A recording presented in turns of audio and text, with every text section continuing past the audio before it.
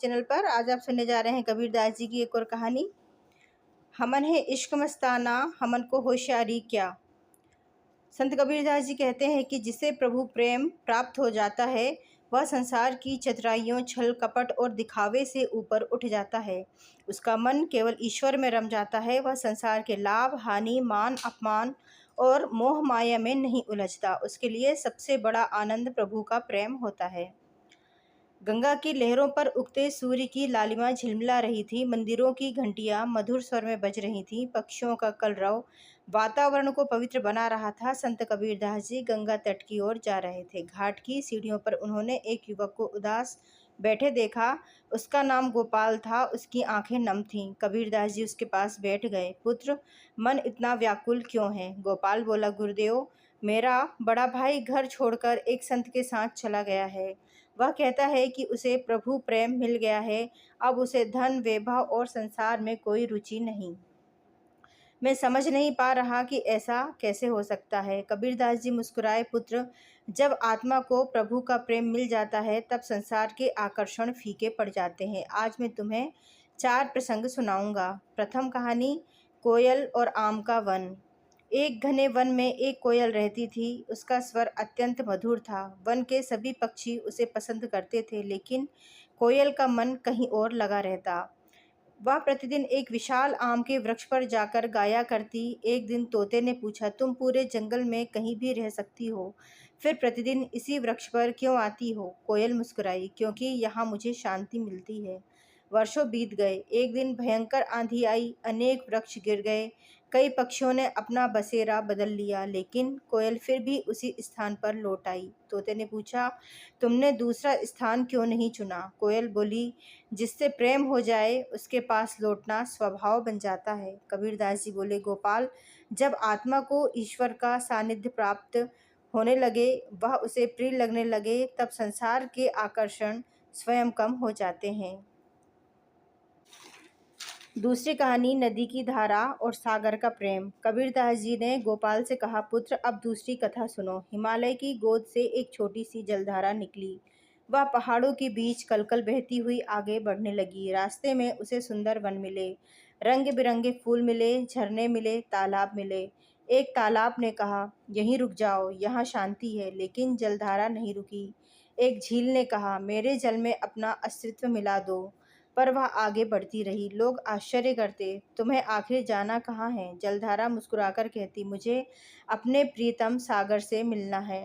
रास्ते में उसे अनेक कठिनाइयां मिली। कहीं चट्टानें थीं, कहीं रेतीले मैदान थे, कहीं सूखे क्षेत्र थे। फिर भी उसका प्रवाह नहीं रुका। वर्षों बाद वह विशाल सागर तक पहुंची। सागर में मिलते ही उसकी अलग पहचान समाप्त हो गई। अब वह सागर का ही भाग बन गई। कबीरदास जी बोले, गोपाल, यही आत्मा और परमात्मा का संबंध है। जब आत्मा को प्रभु प्रेम मिल जाता है तब उसे संसार के छोटे छोटे आकर्षण नहीं रोक पाते। गोपाल ध्यान से सुन रहा था। तीसरी कहानी, राजकुमारी और संत का भजन। एक राज्य में चंद्रलेखा नाम की राजकुमारी रहती थी। महल में किसी वस्तु की कमी नहीं थी। सोने चांदी के महल, सेवक, वैभव और सम्मान, सब कुछ उसके पास था। एक दिन महल के बाहर एक संत भजन गा रहे थे।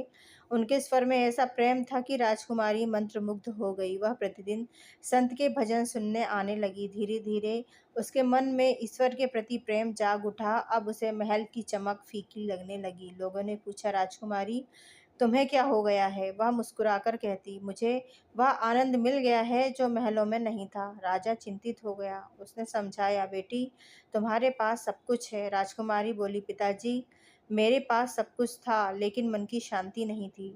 कुछ वर्षों बाद उसने अपना जीवन सेवा, भजन और परोपकार में लगा दिया। अब वह पहले से अधिक प्रसन्न रहती थी। कबीरदास जी बोले, पुत्र, जब प्रभु प्रेम हृदय में उतरता है तब बाहरी वैभव का आकर्षण कम होने लगता है। चौथी कहानी, वृद्धमाली और सुगंधित पुष्प। एक गांव में एक वृद्धमाली रहता था। उसका नाम हरिदास था। वह प्रतिदिन मंदिर के लिए फूल उगाता था। लोग कहते, इतनी मेहनत क्यों करती हो? इस उम्र में आराम करो। हरिदास मुस्कुराता, मैं फूल नहीं उगाता, मैं प्रभु को अर्पित करने के लिए प्रेम उगाता हूँ।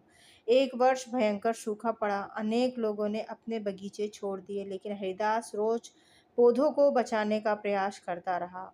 उसके पुत्र ने कहा, पिताजी, इससे आपको क्या मिलेगा? हरिदास बोला, मुझे लाभ नहीं चाहिए, मुझे अपने प्रभु के चरणों में सुगंध पहुंचानी है। धीरे धीरे उसका पूरा जीवन भक्ति में डूब गया। लोग उसे साधारण माली समझते थे, लेकिन उसके चेहरे पर अद्भुत शांति रहती थी। एक दिन उसने अपने पुत्र से कहा, बेटा, जब मन प्रभु से प्रेम करने लगता है तब संसार की इच्छाएं अपने आप छोटी लगने लगती हैं। कुछ समय बाद उसका देहावसान हुआ। गांव के लोगों ने कहा, आज ऐसा लगता है जैसे कोई संत चला गया। कबीरदास जी बोले, गोपाल, प्रभु प्रेम मनुष्य को भीतर से बदल देता है, वह दूसरों को भी शांति देने लगता है। गोपाल का परिवर्तन।